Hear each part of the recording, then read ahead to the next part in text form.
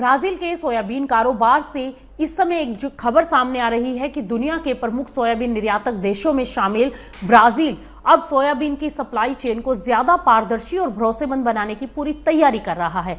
आपको बता दें कि ब्राजील में सोयाबीन के लिए एक यूनिफाइड ट्रेसेबिलिटी प्रोटोकॉल लागू करने पर विचार किया जा रहा है और जिसका मकसद सोयाबीन की हर खेप की जानकारी को बेहतर तरीके से ट्रैक करना और अंतर्राष्ट्रीय बाजार में ब्राजील के कृषि निर्यात पर भरोसा बढ़ाना होगा। इस प्रस्ताव को वर्ल्ड रिसोर्सेज इंस्टीट्यूट यानी WRI ब्राजील ने तैयार किया है और खास बात यह है कि इस योजना में नए नियम या अतिरिक्त कानूनी बोझ लगाने के बजाय पहले से मौजूद निगरानी और ट्रेसिंग सिस्टम को एक साझा ढांचे में जोड़ने का सुझाव है।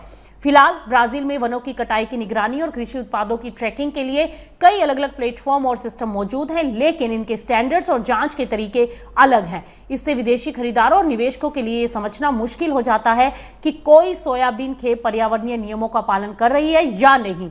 WRI की रिपोर्ट में 21 सर्टिफिकेशन सिस्टम, स्वैच्छिक समझौते और ट्रेसेबिलिटी प्लेटफॉर्म की समीक्षा की गई।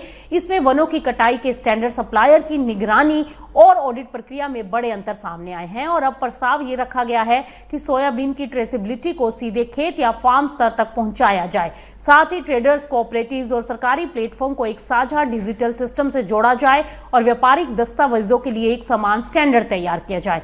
योजना में ऐसे सप्लायर्स को सिस्टम से बाहर करने का भी प्रावधान हो सकता है जो पर्यावरण और सामाजिक स्टैंडर्ड्स का पालन नहीं करते, खासकर वनों की कटाई से जुड़े नियमों का।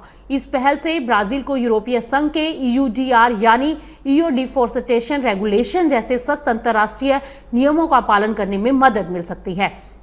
वहीं चीन ब्राजील के कृषि उत्पादों का सबसे बड़ा खरीदार है और ऐसे में चीन और ब्राजील मिलकर सोयाबीन समेत अन्य कृषि उत्पादों के लिए एक अंतर्राष्ट्रीय ट्रेसेबिलिटी स्टैंडर्ड तैयार करने की दिशा में भी काम कर रहे हैं। तो आपको बता दें कि कुल मिलाकर ब्राजील का ये कदम सिर्फ सोयाबीन की ट्रैकिंग तक सीमित नहीं रहेगा, बल्कि इसका उद्देश्य निर्यात में पारदर्शिता बढ़ाना, पर्यावरणीय स्टैंडर्ड्स पर भरोसा मजबूत करना और विदेशी बाजार में ब्राजील की कृषि सप्लाई चेन को ज्यादा विश्वसनीय बनाना होगा। अब सवाल यह है कि क्या एकीकृत ट्रेसेबिलिटी सिस्टम ब्राजील के सोयाबीन निर्यात को नई मजबूती दे पाएगा और विदेशी बाजार में क्या इसकी पकड़ को और मजबूत कर पाएगा। फिलहाल ये आने वाले समय में तय होगा।